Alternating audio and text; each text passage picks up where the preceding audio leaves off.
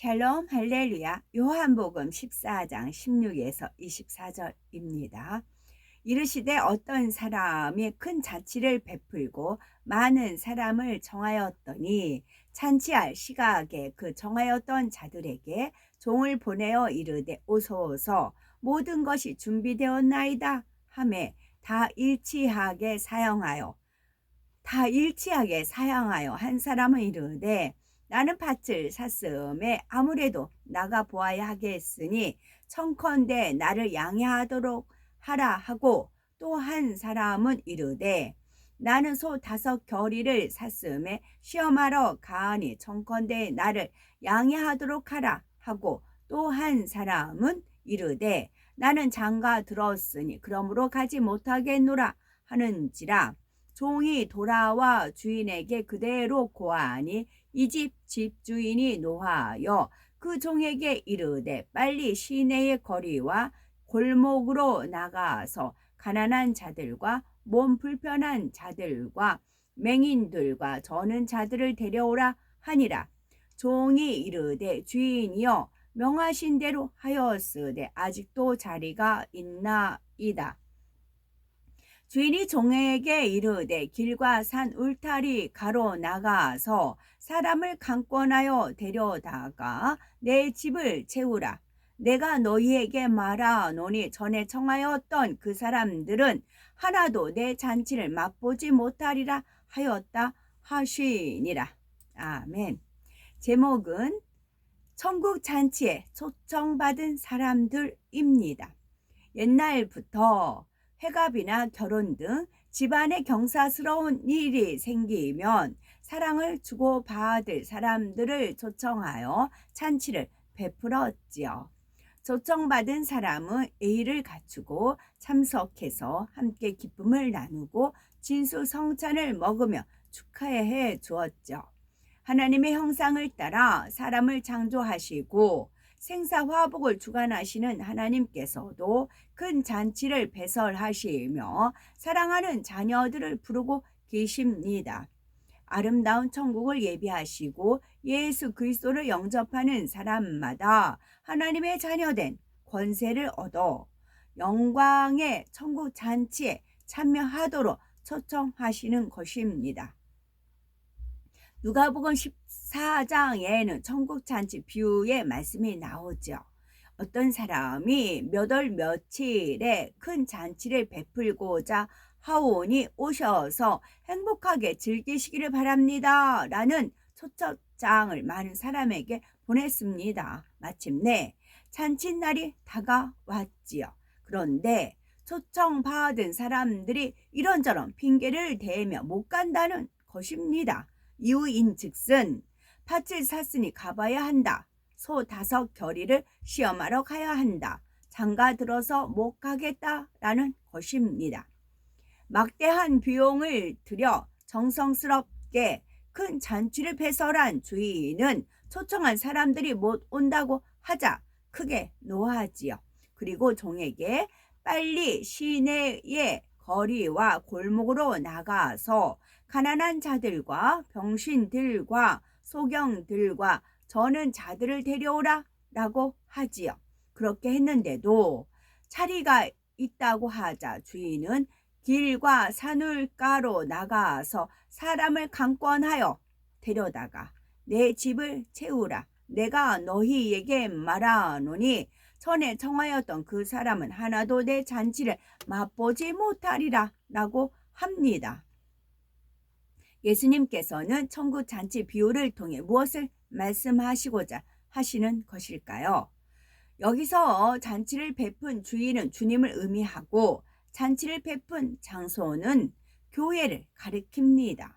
주님께서는 교회를 훌륭한 연회장으로 만드시고 생명의 말씀으로 진수성찬을 베푸신 다음에 주의 종들을 통해 세상 사람들을 초청하고 계신 것이지요.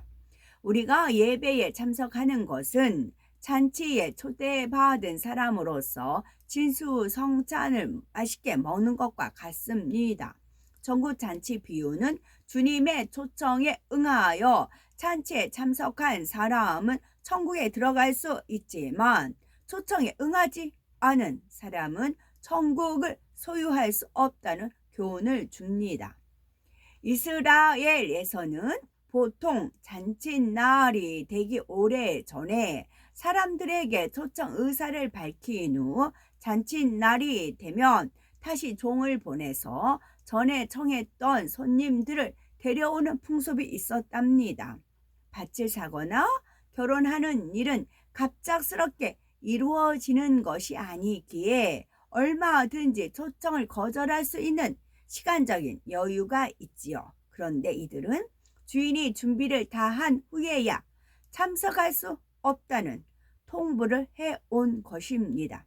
오늘날도 세상의 지위와 명예, 물질과 안락 등으로 배부른 사람들, 곧 육신의 정욕, 안목의 정욕, 이생의 자랑으로 가득 찬 사람들은 주님의 초청에 응하지 않습니다. 이미 세상의 것으로 만족하기 때문에 하나님의 위로와 하나님의 진리의 말씀을 들으려 하지 않지요. 그러니 천국을 소유하거나 영생을 얻을 수가 없는 것입니다. 우리는 세상의 부귀영화를 부러워하거나 이에 매이지 말고 심령이 가난한 사람이 되어 주님께서 초청하시는 천국 잔치에 기쁘게 응해야 하겠죠. 주님의 초청에 응한 사람들은 가난한 사람, 병든 사람, 소경, 저는 사람 등 주로 소외되고 버림받아 인정받지 못하는 사람들이었습니다. 그러나 하나님 앞에서는 조금도 부끄러워하지 않고 도리어 복된 사람들이지요. 하나님 앞에 나오는 사람들을 살펴보면은 대부분의 경우 인생의 비극을 맛보고 사람의 나약함과 사람의 한계를 철저히 깨달은 이들이지요. 물론 선한 양심 가운데 사람의 도리를 쫓아 하나님을 찾는 사람도 있습니다. 그러나 주로 심령이 가난하고 소외된 사람들이 간절한 마음으로 나오기 때문에 복음을 전할 때 부요한 사람보다는 그들에게 전하는 것이 더 쉽지요.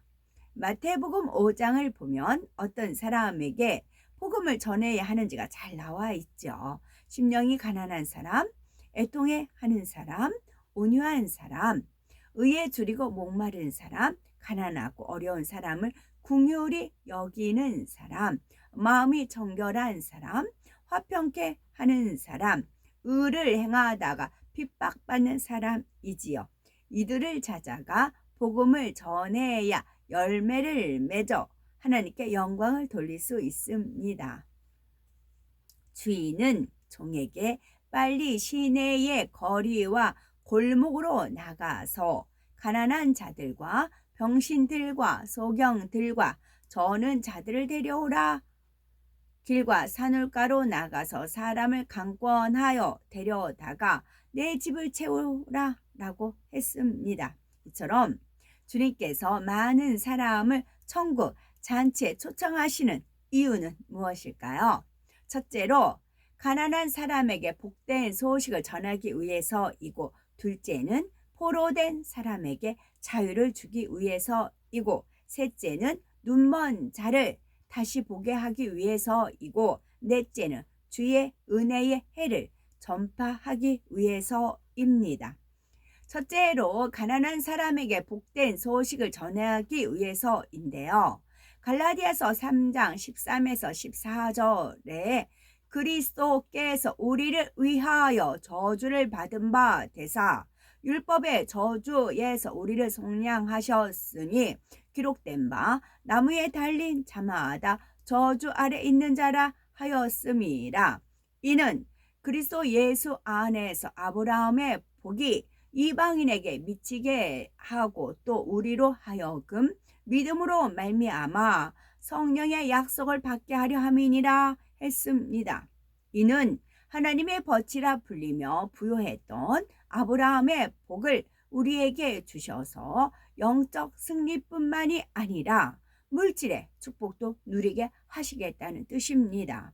가난한 사람이 예수 그리스도를 믿고 말씀에 순종하며 가난으로부터 해방되기 때문입니다.